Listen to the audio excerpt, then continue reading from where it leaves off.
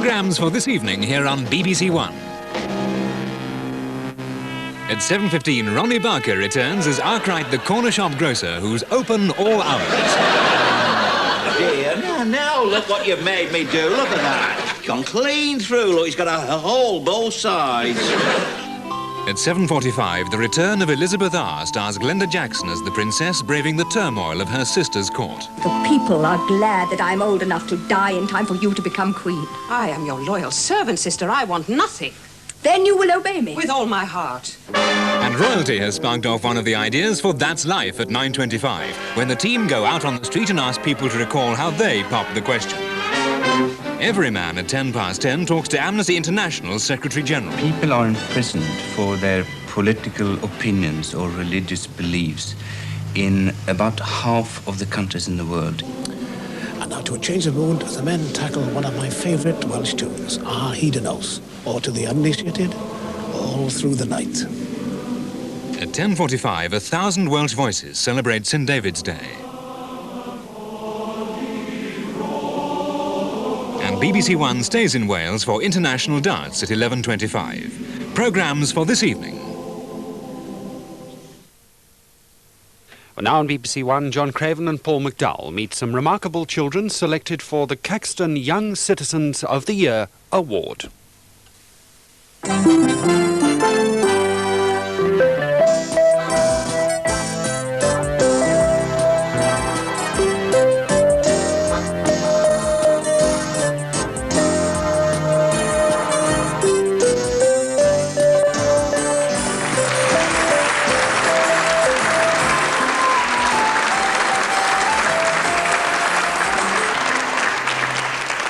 Hello and welcome from the magnificent setting here in the Egyptian Hall of the Mansion House in London.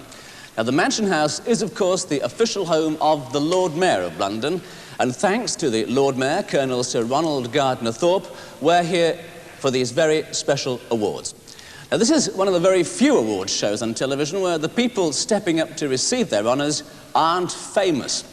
They're just ordinary children who, in the opinion of the judges, have done some extraordinary things.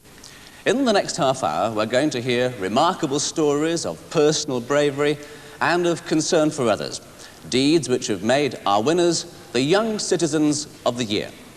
In the past year, nominations have been pouring in, and in the audience here we have just some of the outstanding young people who were nominated, along with the sponsors who put their names forward.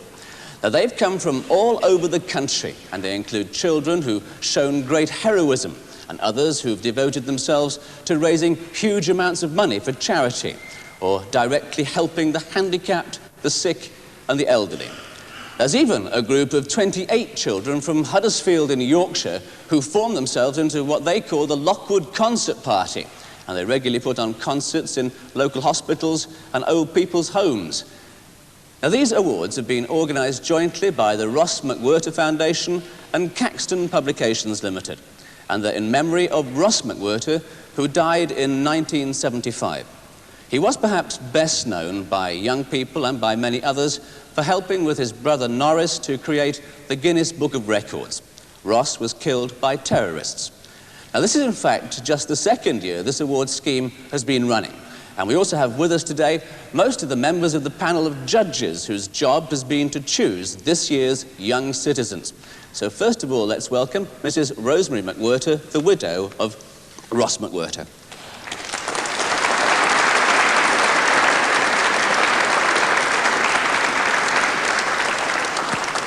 Also, Ross's brother Norris, who's known to millions of viewers for the television show Record Breakers.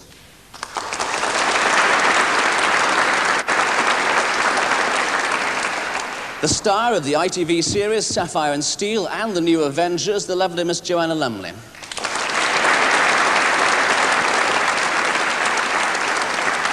And we're also very pleased to welcome the Honourable Angus Ogilvie.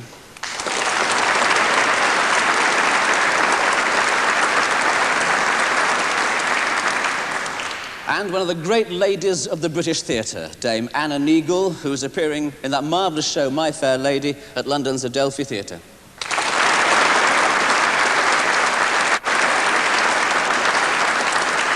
And finally, Mr. David Rodriguez, the Managing Director of Caxton Publications Limited.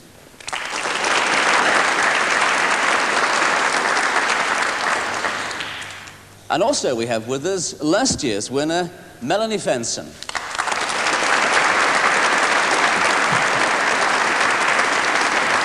Hello, Melanie. Nice to see you again. Must have been quite an exciting year, was it? Yes, very exciting. Now, can you just recap for us what you did to win the gold medal last year? I won it for my voluntary work with mentally handicapped, which I've done for quite a few years. And what did the prize involve?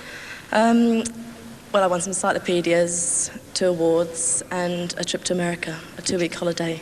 And I think you stayed on there, didn't you? And actually worked? Yes, I stayed in Camarillo State Hospital, which is near Los Angeles, and worked voluntary for 3 months with mentally handicapped.